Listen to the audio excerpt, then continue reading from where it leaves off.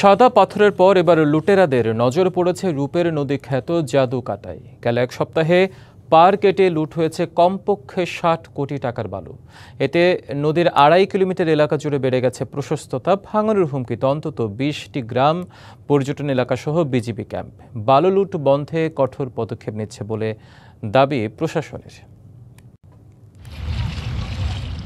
সুনামগঞ্জের তাহিরপুর উপজেলার সীমান্ত ঘেঁষা জাদুকাটা নদী। অনিন্দ্য সুন্দর এই জলধারা একসময় ছিল দেশের পর্যটনের অন্যতম গন্তব্য, কিন্তু এখন সেই নদীর পাড়ে চলছে বালু লুটের মহোৎসব। দিনের আলোয় দুই তীর কেটে শত শত নৌকায় তোলা হচ্ছে বালু, যেন চলছে নদী লুটেরই উৎসব। স্থানীয়রা বলছেন, এক পক্ষ নদীর পাড়ের সরকারি জমির মালিক সেজে দ্বিতীয় পক্ষের কাছে বিক্রি করছে, দ্বিতীয় পক্ষ আবার প্রতি বর্গফুট বালু শ্রমিকদের কাছে বিক্রি করছে ২০ টাকা দরে। নৌকায় বালু তোলার পর অর্থ আদায় করছে বালুমহালের ইজারাদার। গেল এক সপ্তাহে বিক্রি হয়েছে অন্তত ৬০ কোটি টাকার বালু। অভিযোগ, এ লুটপাটে জড়িত শিক্ষক, রাজনৈতিক দলের নেতাসহ অন্তত ৬০ জন স্থানীয়। খেলু মিয়া মাস্টার, তস্তির মিয়া, শাহজাহান, ফিরিজিয়া, হাজা মাইনুদ্দিন, মোসাহিদ, এরা অনেকগুলা মানুষ। এরা এই কীর্তি করিয়া রাত্রে বুদ্ধি হচ্ছে বেনালা সহাল উঠে আইয়া ২০ টাকা ফুট প্রতি নৌকা মাঝে বেচা ধরাইছে। এই অত্র এলাকার হাজার হাজার লোক লাঠি বেদলে আমরা ভাঙ্গি আইয়া পড়ছি। এই জায়গা রক্ষা করার লাগি আমরা রক্ষা করতে পারছি না। কালার এক্সপার্ট, জর্জ স্যাপ এবং মাইল্ড অন হ্যান্ডস টেকনোলজি সমৃদ্ধ অরিক্স ক্রিস্টাল ওয়াশ আপনার লন্ড্রি এক্সপার্ট। শ্রমিকদের আইনের আওতায় আনা হলেও ধরা ছোঁয়ার বাইরে নদীর পাড় কাটার হোতা।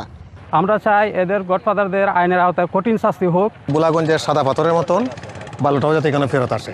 একই সাথে গা ঢাকা দিয়েছেন সরকারি জমির মালিক সেজে বালু বিক্রিতে অভিযুক্ত আব্দুল কাইয়ুম ওরফে খেলু মাস্টার। অন্যরাও অভিযোগ অস্বীকার করে উল্টো বলছেন, নদীর পাড় রক্ষা আন্দোলনে যুক্ত তারা। যাদেরকে আমরা আগে বাধা দিয়েছিলাম তারাই আমাদের বিরুদ্ধে এই ষড়যন্ত্র করছে। আমরা গরিব মানুষ, দিন হাই দিন রুজি করে স্বাভাবিক একটা দোকান আছে, বাজারে চলি।